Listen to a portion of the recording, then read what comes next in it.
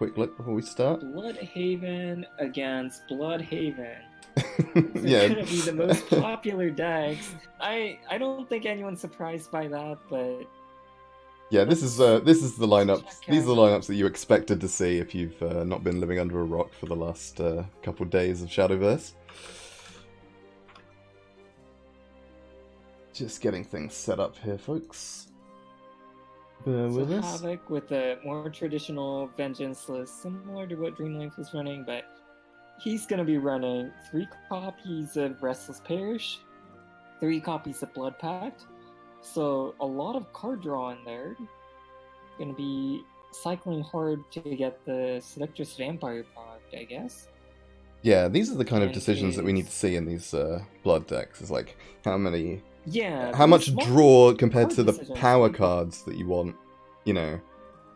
These are the kind of decisions that go into deck building now. We already know that the deck is crazy powerful, but it's these, you know, small decisions in the deck building stages that can really swing things.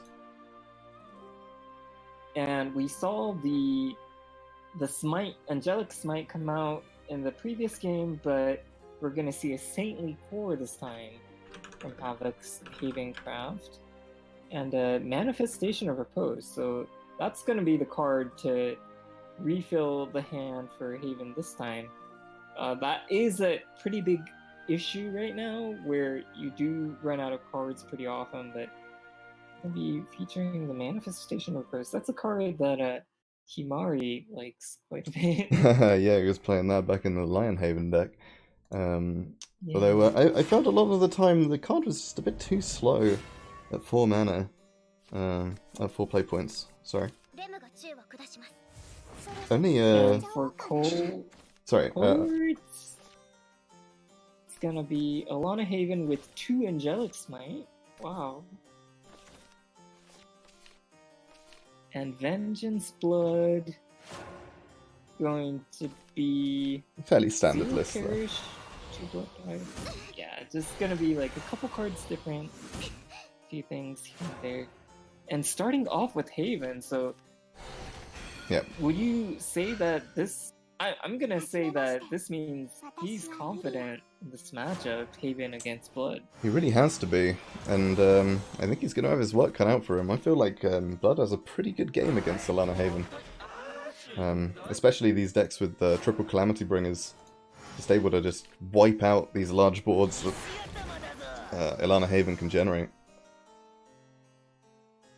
Especially if you have the Golden Bell on one, though, you're gonna have a lot of gas, and as soon as Blood isn't able to deal with one follower, you can make that a... Oh yeah, the deck can easily just get straight out of control. Yeah. And going second here lets you set up the early Alana. Small edge, but yeah, every little helps. Yeah, turn 4, it's hard because obviously you can't play 2-drop and then play another 2-drop and a heal. So the strongest play is like 2-drop Alana Evo, Tender Rabbit Healer, things like that. Or maybe Alana Evo 2-drop and then set up for a turn 5. Or maybe you go for a Lemonium Evo. So, like, regardless of if you have the strongest cards in hand, there can be a lot of different options possible.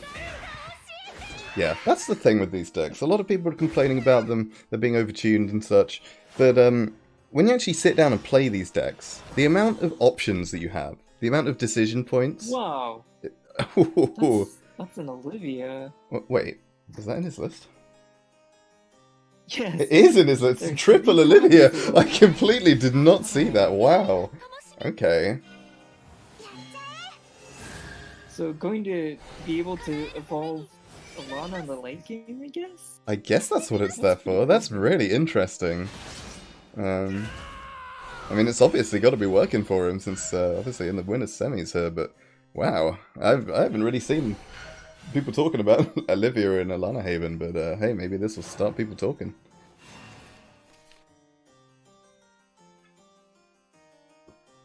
Pretty good draw there. Oh, yeah. That's a great draw there. But losing out on one of the serpents. But, Yeah, I was a fan of Evolve in Place, Hidden. Wow. Yeah, I don't know Going about to this. Sacrifice Bane there. Ooh. Yeah, maybe Yeah, this just is didn't see the play. a rough play here from Havoc. Yeah. Yeah, killing Bane off your... is super powerful against Haven. Oh, definitely. And just generally, the stats on the Medusa compared to the stats on the Ferrosbat. It's very easy to get rid of this with like Kel plus 1 heal, and without even evolve point or anything like that, compared to if there's a 2-4 on the board. Yeah, I mean, usually Haven would laugh at a Might board be a of big 1/1s, deal. but no Kel seen here yet for Coercezz. Yeah, and if there aren't any, if there was a kill in hand, you could also ignore it for 1 turn. So it's a big deal here that has to commit into the sport of 1/1s.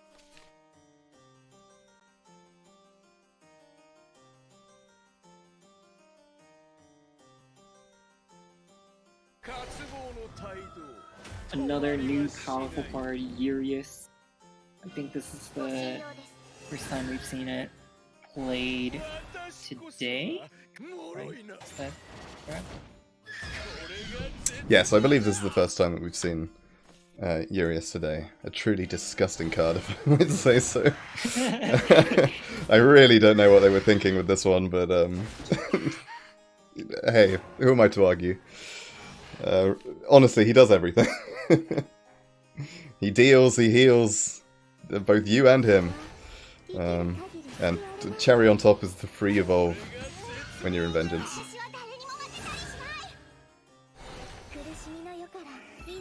Getting that Lamonia effect online, and some salvations in hand. It definitely makes Vengeance Blood way stronger going first. If you have the specific cards, then you can hold on to your evolve points for such a long time. Yeah. It's so powerful. Oh, well, we're gonna see this, much like in the previous game, Going to be buffing up this but it's Medusiana. gonna be an evolve phase here. Yeah, I'm not sure about this. Saving the evolve for the Medusiana represents 6 extra damage. Or it's gonna be 5 damage versus 6 damage, so about the same. Yeah, I guess it's about the same. Perhaps, perhaps forcing Coercezz to spend his energy on clearing this board rather than anything else. So. Coercezz not making the mistake of not warding up here. But I'm not sure 1 ward is going to be able to cut it. Although, if it gets large enough, he's got to be able to clear off everything here.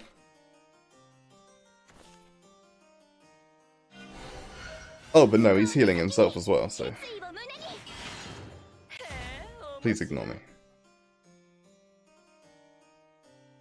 You might see Calamity Bringer come down. Or... Oh, Ooh, is he going to go for the Laura on the Azazel?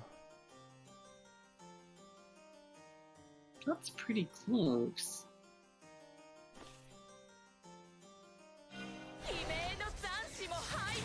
Okay. I think Havoc feels like it's important to keep pushing damage through her. Yeah, Though I imagine 7-4 is we'll, actually pretty annoying to deal with from the Haven side, but this just really wanted to get rid of the card draw buff Zoe and go very scary very quickly. It's also entirely possible that he's seen the presence of the Olivia in Coercezz's lists and feels like he wants to save the Calamity Bringer for the next big board and deal with the slightly smaller board with what he had in his hand.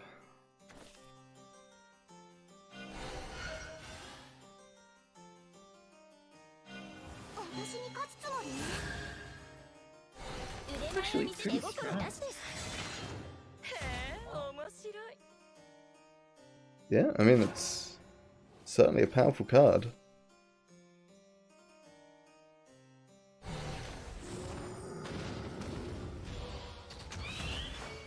Fortunately, we've got back-to-back Calamity Bringers to answer any board that Coercezz can throw out there. Man, this card... this card is certainly something.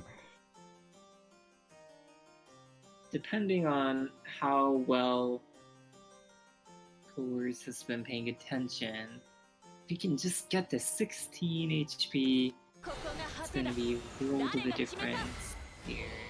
Yeah, it completely depends if Coercezz knows that this 5/7 Storm Medusiana could come out on any turn. Honestly, very, very tough. Oh, but we're going to get another ward out here, the Delphi. I imagine that's what we'll see here. Yep. Unfortunately, So another Calamity Bringer to muff all of this up, and no more wards left after that. But crawling ever closer to that 16 health sweet spot. yeah, one more turn, it's 16. Ooh, it's gonna be 1 point buff, which is going to Ooh, become that's an extra 3 damage. That was a great draw.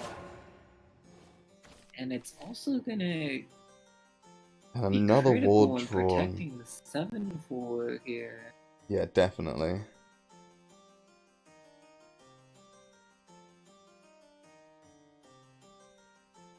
Currently no way of clearing this 2/2 to get to the 7/4 as well. Cal is going to be clear, but But then you're leaving yourself it's not going to be open. enough against the Medusiana. Yeah. Just that one extra point of damage buff. Making all the difference.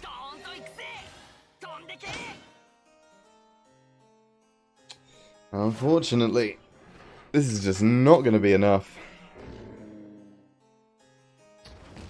Clearing it out with the Calamity Bringer. Medusiana comes down for the second time tonight. Gonna knock off another 18 points versus health, and we're going to game 2. Medusiana, it's so efficient to buff that card and give it Storm. Wow, what a powerful card.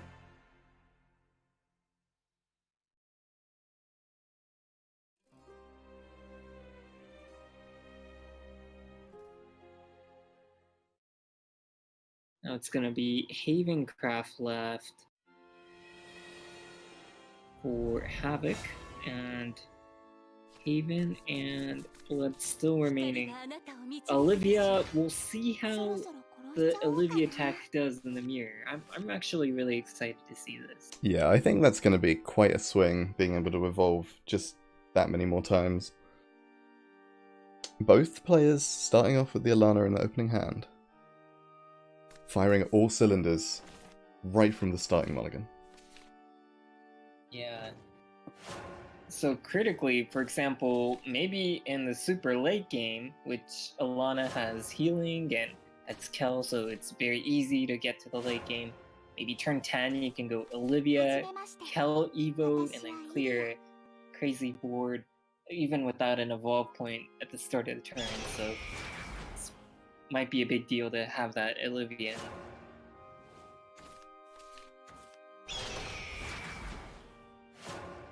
Robo Falcon, super powerful card. Staring each other down with the Robo Falcons. There was an option to go for the 2/2 there, but of course the Robo Falcon immediately on turn 2 going first. A little bit suspicious, maybe you expect the second copy of Robo Falcon. 1/3 played into the 1/3, kind of plays around that, but at the same time the Robo Falcon on 4 is also really strong. So, Definitely. oof. I am enjoying this true mirror match here. Gonna see it broken up if this Zoe that Havoc is considering gets played here. Okay, gonna go for Zoe. Zoe trade repair mode heal. Double Robo Falcon, but no 2-drop in hand besides those right now, so kind of. Ooh. I wonder if this will be a difficult Maybe- decision on the whether to play the Lamonia and cash in on these salvations. Or to just set up the Alana and go from there. Alana coming out on Coercezz's side. There's no way to clear this, right? Yeah, no. Can't get rid of the Zoe, unfortunately.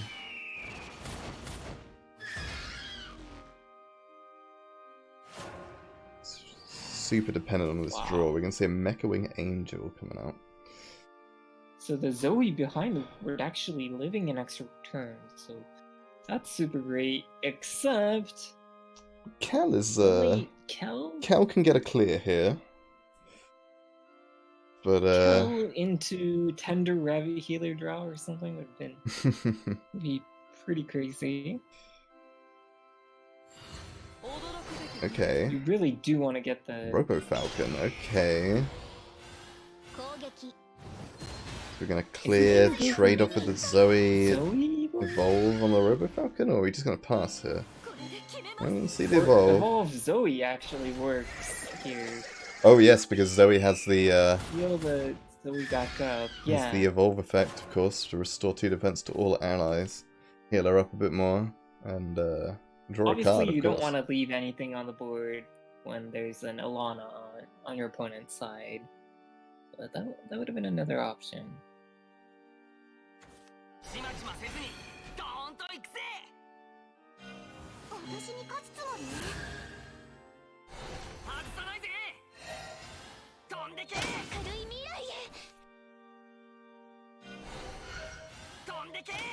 All the Haven players today pretty liberal with their evolve points and their healing cards, gotta say. Here it's gonna buff up to a critical 7, which is way harder to deal with than 6 because of the Limonium. Yeah, that's for sure. I think this Kel's gonna be sticking around.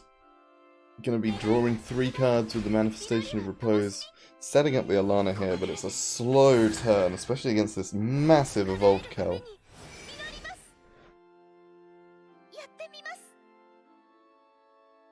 Man, that's a cute voice on the Alana now, I've gotta say.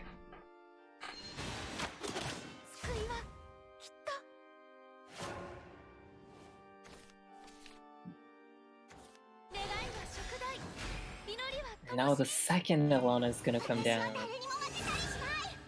A Oof, really interesting part about the matchup against Blood is that if you get 2 Alanas down, it means that Calamity Bringer can always deal with the Haven board. Havoc scooping it up. Bringing it to 1-1 no matter again. What, but when it comes to the mirror... Those, I mean, we didn't get to see the power, but, you know... We didn't get to see Olivia coming out. But, yeah. Oof. Yeah, that double Alana. In the mirror, we were that's able gonna to swing see secondhand how powerful it was. Like the snap call that conceived there. I think it's been quite a while since deck building has played a huge part in a lineup, so that is one thing I'm really excited about this expansion. The subtle tweaks and the different kind of card choices. We saw the Olivia. That's something new that I haven't seen before, so there's still a lot of tweaking and small innovation left out there, and I'm really looking forward to that. Yeah, no, I certainly agree with you there. For maybe the past half year or so, it's been just like refine play, just all the time. Playing mid-sword, playing perfectly, like setting up turns, making like really small intricate trades and things. And it's a different kind of game, so it's really different. It'll take some getting used to again, but not necessarily bad, I'd say. I'm not completely sure how I feel about it yet, but Yeah, I mean, if still I personally, a lot if I to had to work on. pick between them, I prefer the kind of refining your play. But the thing is, what's more important to me is like a kind of a more diverse meta where people are able to pick and choose between a variety of powerful decks and, you know, play the ones that they're most comfortable with, I suppose. Wow. And that's gonna be Temptress Vampire drawn. Oh, there we go. Vengeance active. When you get It's it exactly what by the Vengeance turn Blood deck 4, wants to see.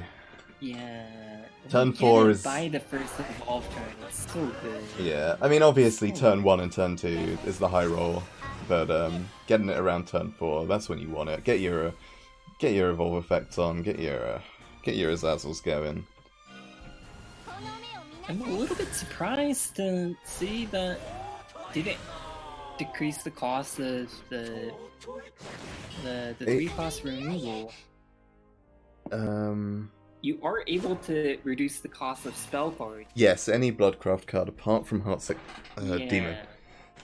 I don't know why, but it is that way in Trancing Blow. So it was another option to go for the 2/2 and then maybe drop the Nightmare out and play the Entrancing in the same turn and get rid of both the 3 attacks, but gonna choose to try to set up a stronger turn 5, something like that maybe. Yeah, this is kind of risky against the an Alana. Yeah, leaving this much on board. An early copy of Succubus, of the Destructive Succubus, which is interesting. Yeah, unfortunately. Decreased that card. No, didn't it get decreased by the evolution on the Heartsick Demon? Evolution and oh, it's on also 8. Yes. -1 as well. Yes, yeah. yes. He decreased the Hellfire Demon and the Destructive Succubus. Yeah. Hellblaze Demon. So.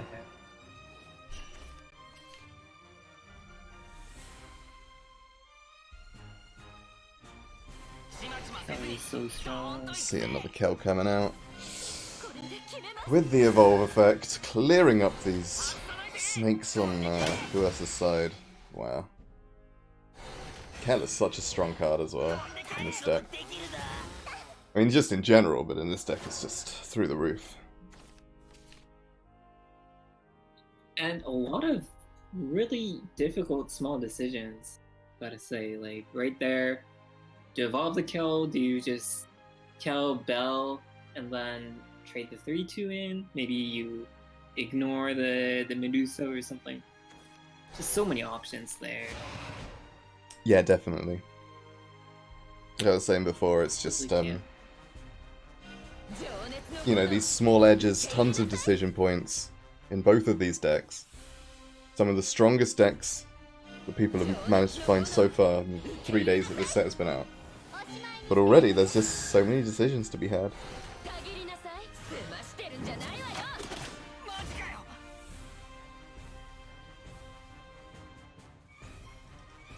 The decisions are really different as well. It really feels like a different game. Like, I guess you have to make more macro decisions compared to a lot of the micro decisions in the past. Like, holding on to this Kel or not is such a big deal. Yeah, like, do we decide to clear off this relatively kind of less important board? And you know, push But the that was advantage that we have a pretty bit further. clear from the blood side the previous turn. Yeah. So it's going to be pretty strong. Although, of course, you've got to be worried about following this up with a turn 7 Calamity Bringer. Unfortunately, not in Coercezz's hand. See what Coercezz decides to do here. Quite a difficult decision, I feel. If the Destructive Succubus comes out, this Kel's still going to survive.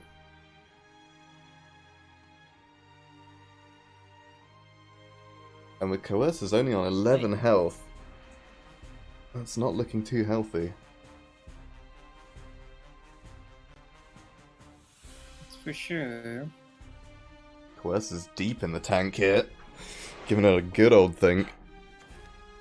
Chooses the Destructive Succubus, clearing off those Robo-Goblins. Making some Ward Serpents. 8/6 of power, but that Kel with the repair mode's gonna clear off those snakes and come at your face right now. Repair mode. Repair mode, wow. Oof, yeah. And it is an evolved Kel, meaning... Ooh, the double something. repair mode in the Delaphi is full clear here. Ooh, that is rough.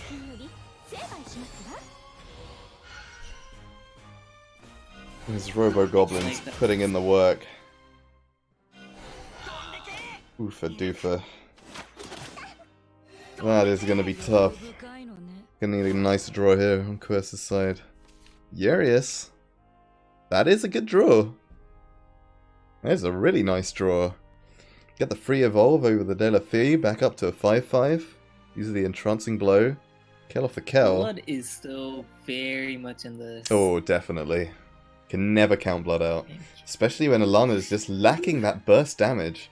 Alana's got no way to deal that last 5 points without something on board. In comparison, we see the Medusiana in hand, we see the Laura in hand. Oh yeah. Blood Kings of Storm. There's one thing that blood can do, it's kill you from hand without a blink of an eye.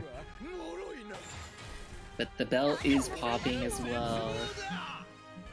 That's for sure. Gonna get a lot more gas in the hand next turn on Havoc's. Haven draw off of the Golden Bell. Got a Lamonia if he needs to clear off the Urius with something. The previous match we saw Dreamlight and Bex both really go for the Medusiana buff. And we're seeing it again here from Coercezz.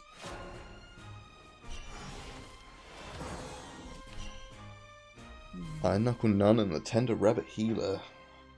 Off of the Golden Bell. Echoing for the regular draw. Gonna have to go with the Lamonia, clearing off the Urius here.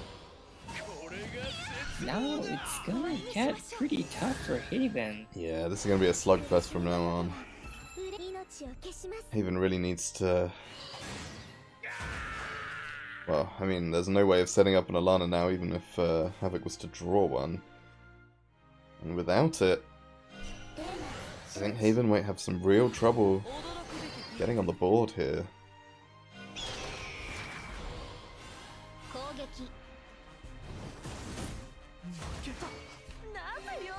Unfortunately, it's just so difficult to set up a board that's going to phase the blood deck. Staring down 18 damage out of hand with the Medusiana. 1 play point off having that Liparian for the Lethor. You can see the Owl Cat here, I imagine. Clearing up the Robo Falcon. Package Owl Cat is so good. Which card was that on? Wait, did the Medusiana not have Storm from the last I think that's the Medusiana. They've changed how the effects thing works. I can't actually see if it's got multiple stacks of Laura's effect. There was a Laura played earlier, right? No? That was the first Laura? So. Okay. I must have misremembered. Here's the Alana, late to the party. Setting those wards up. But unfortunately, it's not going to be enough.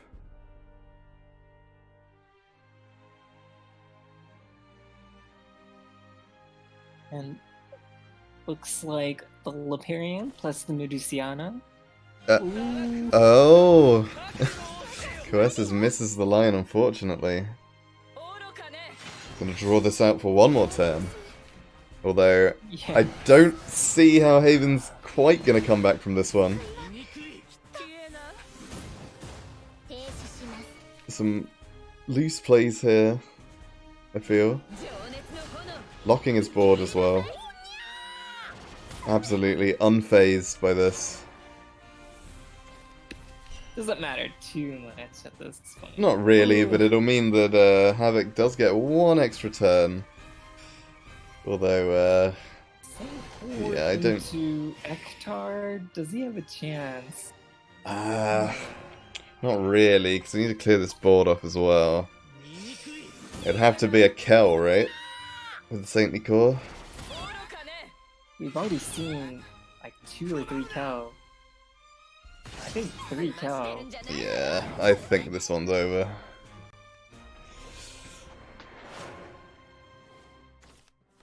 Rubber Wing Precant, the last straw here. Bit of a limp to the finish, but we got there.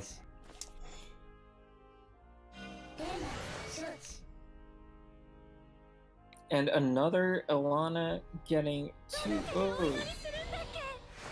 It's gonna be Coercezz, Olivia, Haven, and Vengeance Blood.